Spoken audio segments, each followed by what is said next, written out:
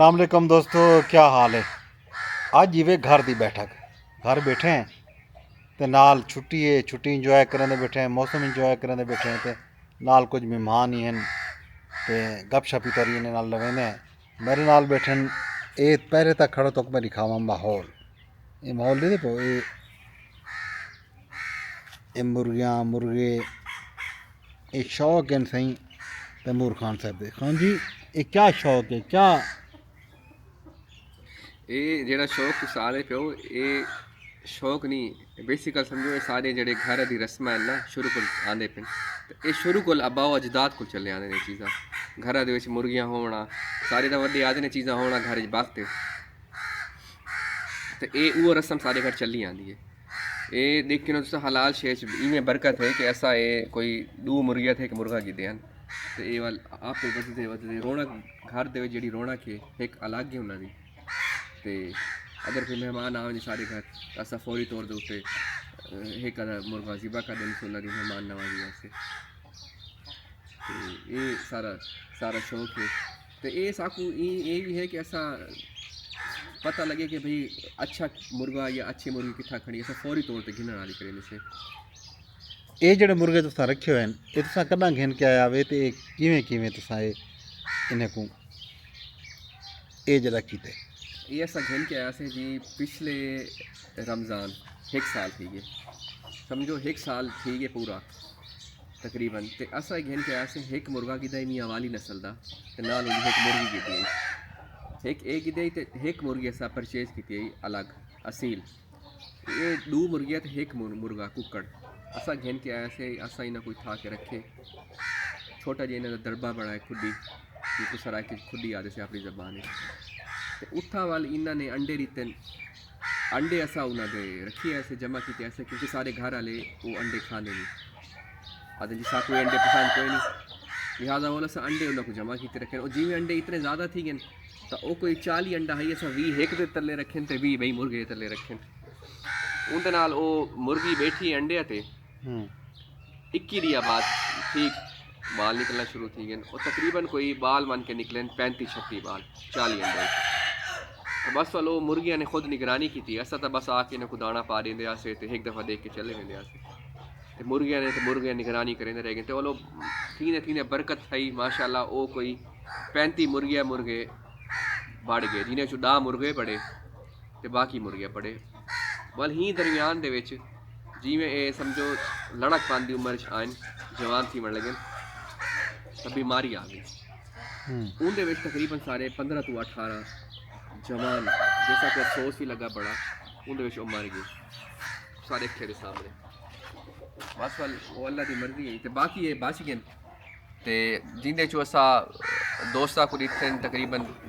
7-8 मुर्गे वंडार दिते तो मुर्गियाँ ज़िबा की कुछ खा दें तो बाकी देखो ये अयड़ मुर्गा वधे नाल असा हूँ वड्डे मुर्गे का नाम रखा है ताऊ कि वह सरदार है इन्हों बाकी उनकी सारी नस्ल है पई तो हाली भी उन्हें दादा बड़ा खड़े थे उन्हें बावजूद उन्हें अंडे मुर्गियाँ बैठे थे बाल कटे थे हाली भी दो मुर्गियाँ अगर साकू कैमरा दिखावें तो वो अंडे ते बैठी एक साइड ते बैठी है बई एक साइड ते बैठी है जिन्हें चो एक मुर्गी ईद वाले दीवार कटे सी तकरीबन 20 बाल तो बी ईद के 10 दीवार बाद उन्हें चो अल्लाह की मर्जी साई निकल आसन 20 अंडे रखे हो 15 निकल आवन या 10 निकल आसन तो ये सिलसिला वधदा ही पे बरकत पौनी पई हलाल चीज़ है इन्हें को आपस में लड़ते भी हैं असल ये नस्ल ऐसी है असील नस्ल मियाँ वाली नस्ल है तो इन्हों को 2 मुर्गे रखना बड़ा मुश्किल होंगे अलग अलग रखे तो असा 10 मुर्गे एक जगह पर रखे हुए हैं निगरानी की तो यही तो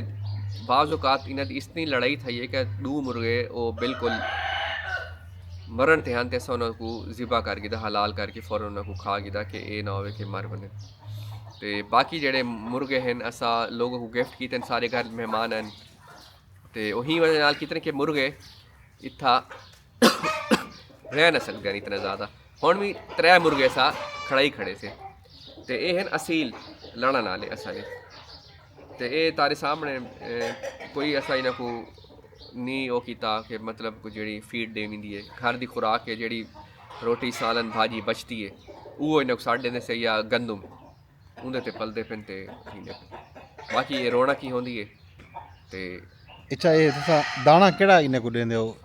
ਇਹ ਦਾਣਾ ਇਹਨਾਂ ਕੋਈ ਨਾ ਵਾਸਤੇ ਕੋਈ ਖਾਸ ਦਾਣਾ ਨਹੀਂ ਹੁੰਦਾ। ਤਾਰੇ ਘਰ ਗੰਦਮ ਆਂਦੀ ਹੈ ਤੁਸੀਂ ਉਹ ਗੰਦਮ ਸੱਟੀ ਰੱਖੋ ਇਹਨਾਂ ਕੋ। ਜਿਹੜੇ ਛੋਟੇ ਚੂਜ਼ੇ ਹੁੰਦੇ ਨੇ ਦੇ ਬਾਲ ਨਿਕਲਦੇ ਮਹੀਨੇ ਤੱਕ, ਉਹ ਮਹੀਨੇ ਤੱਕ ਬਾਜਰਾ ਤੇ ਬਾਕੀ ਜਿਹੜੇ ਤਾਰੇ ਘਰ ਬਚਦੇ ਰੋਟੀ ਬਚ वेंदी है, रोटी टुक्कर ਜਿਹੜਾ ਹੁੰਦੇ ਉਹ ਪੁਸਾ ਦੋ ਤੇ ਜਿਹੜਾ ਭਾਜੀ ਸਾਲਨ ਉਹ ਬਚ वेंदे ਉਹ ਤੁਸੀਂ ਇਹਨਾਂ ਕੋ ਸੱਟੋ, ਉਹ ਖਾ ਕੇ ਪਲਦੇ ਨਹੀਂ, ਉਹ ਇਹਨਾਂ ਦੀ ਖੁਰਾਕ ਹੈ। ਬਾਕੀ ਚੁਗਦੇ ਰਹਿੰਦੇ ਘਾਹ ਵਗੈਰਾ ਤੇ ਰਿਸਕ ਇਹਨਾਂ ਕੋ ਮਿਲਦਾ ਰਹਿੰਦੇ ਆਪਣਾ। ਤੇ ਕੋਈ ਬਿਮਾਰੀ ਸ਼ਿਮਾਰੀ ਕੋਈ ਇਹਨਾਂ ਦੀ? ਬਿਮਾਰੀ ਇਹਨਾਂ ਦੀ ਆਉਂਦੀ ਹੈ ਇਹ ਹੁਣ ਦੇਖੋ ਜਿਹੜੀ ਗਰਮੀ ਸ਼ੁਰੂ થઈ ਹੈ ਨਾ ਇਹਦੇ ਵਿੱਚ ਬਿਮਾਰੀ ਦਾ ਖਤਰਾ ਹੈ। ਮਾਰਚ ਅਪ੍ਰੈਲ ਦੇ ਵਿੱਚ ਨਾ ਇਹ ਸ਼ਦੀਦ ਬਿਮਾਰੀ ਆਉਂਦੀ ਹੈ। ਉਹਦੇ ਕੋਲ ਪਹਿਲੇ ਇਹਨਾਂ ਦੀ ਵੈਕਸੀਨ ਕਰਵਾ ਕੇ ਨਾ ਬੰਦਾ, ਇਹਨਾਂ ਦੀ ਇੱਕ ਵੈਕਸੀਨ ਮਿਲਦੀ ਹੈ, ਇੱਕ ਡ੍ਰੌਪਸ ਮਿਲਦੇ ਨੇ, ਉਹ ਖਰੀਦ ਗਿਨੋ ਤੇ ਉਹ ਇਹਨਾਂ ਕੋ ਤੁਸੀਂ ਪਾਣੀ ਵਿੱਚ ਮਿਲਾ ਕੇ ਇੱਕ ਹਫਤਾ ਇਹਨਾਂ ਕੋ ਮੁਸਲਸਲ 2 ਵਾਰ ਬਾਅਦ 3 ਵਾਰ ਬਾਅਦ ਚੰਦ ਡ੍ਰੌਪਸ ਇਹਨਾਂ ਦੇ ਪਾਣੀ 'ਚ ਮਿਲਾਓ ਤਾਂ ਕਿ ਪੀਵਨ ਵਾਲੋ ਬਿਮਾਰੀ ਇਹਨਾਂ ਦੇ ਉੱਤੇ ਅਸਰ ਨਹੀਂ ਕਰੇਂਦੀ ਵਾਲੇ ਠੀਕ ਰਹਿਣ। ਨਾ ਤਾਂ ਬਿਮਾਰੀ ਤਾਂ ਲਾਜ਼ਮੀ ਆਉਂਦੀ ਹੈ। ਪਿਛਲੀ ਦਫਾ ਜਿਹੜੀ ਬਿਮਾਰੀ ਆਈ ਉਹਦੇ ਤਾਕੂ ਦੱਸਣ ਸਾਰੇ ਤਕਰੀਬਨ 18 ਨੁਕਸਾਨ ਥੇ। ਉਹਦੇ ਵਿੱਚ 18 ਪੱਲੇ ਅਨਬਾਂਗੇ ਕੁੱਕੜ ਉਹ ਸਾਰੇ ਵਿੱਚ ਇੱਕ ਹੀ ਦੀਵਾਰ ਦੇ ਵਿੱਚ ਮਰਨ।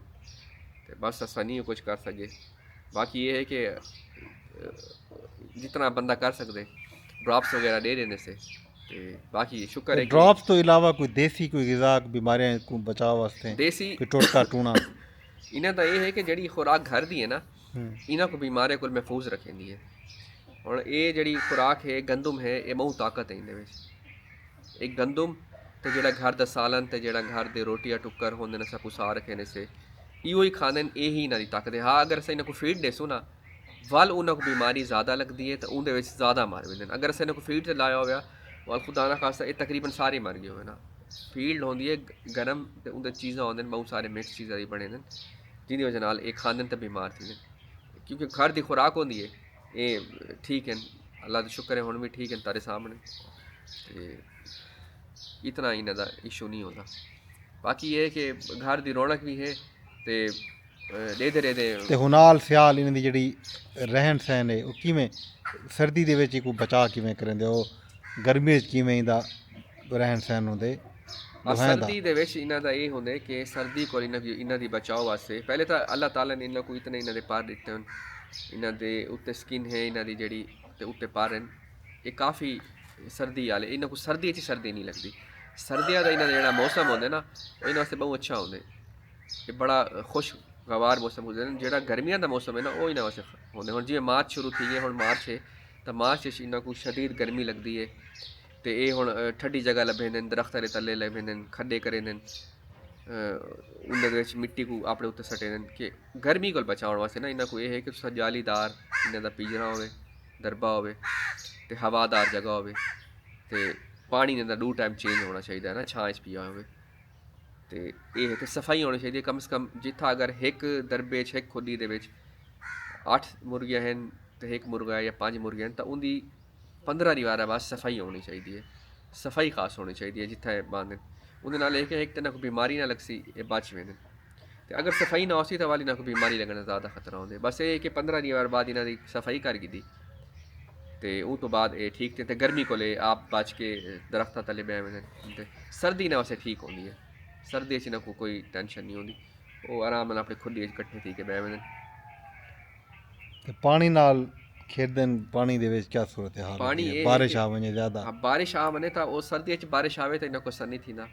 ਉਹ ਦਸੰਬਰ ਜਨਵਰੀ 'ਚ ਜਿਤਨੀ ਸ਼ਦੀਦ ਬਾਰਿਸ਼ ਹੋਸੀ ਤਾਂ ਇਹ ਖੜੇ रहते हैं। हाँ ਜਿਹੜੇ ਛੋਟੇ ਬਾਲ ਹੁੰਦੇ ਉਹਨਾਂ ਵਾਸਤੇ ਬਚਾਓ ਜ਼ਰੂਰੀ ਹੈ ਸਰਦੀ ਵਾਸਤੇ।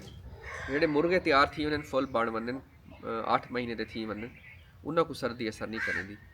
अगर कारी वेंदी है सर्दी तो वाल तुसा इन्ना को अंडे बॉयल करके खवा दो, अंडे बॉयल करके छड्ड दो। इन्ना को पराठा गर्म जड़ा है वो छोटे छोटे हाथ नाल भोर के वो खवा दो।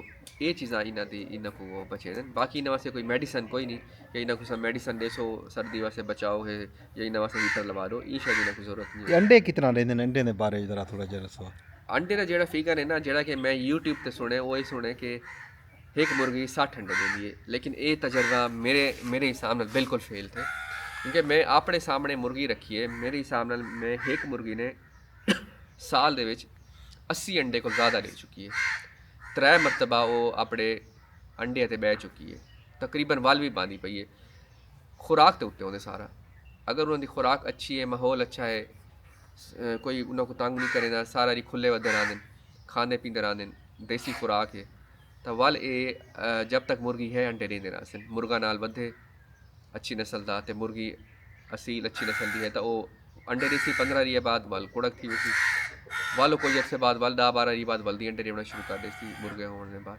तो ये सिलसिला चलते, लेकिन मैं ये नहीं आता कि मुर्गी कितने अंडे देंदी है। ये मुर्गी जब तक जिंदा है अंडे देंदी रहंदी है। बड़ी मेहरबानी खान जी। ये सही तैमूर खान साहिबान साकू दसेंदे पे हन मुर्गी दे अंडे दे बारे च, मुर्गियां दे बारे च, मुर्गी दी खुराक दे बारे च, मुर्गी दी रिहाइश दे बारे च।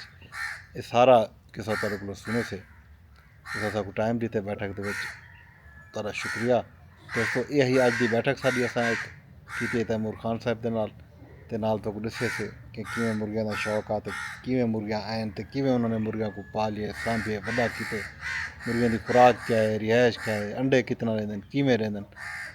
यही सी अज दी बैठक। हुण मैं कोई इजाजत रब सुने दे हवाले।